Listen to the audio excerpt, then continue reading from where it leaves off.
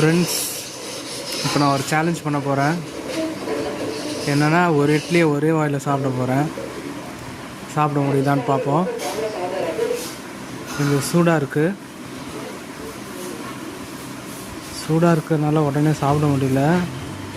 But ஆனால் இப்போ சாப்பிட போகிறேன். நான் சாப்பிட்டேனா இல்லையான்னு நான் பேசுகிறத வச்சு நீங்கள் தெரிஞ்சுக்கலாம். பார்த்துங்க, ஒரு இட்லி.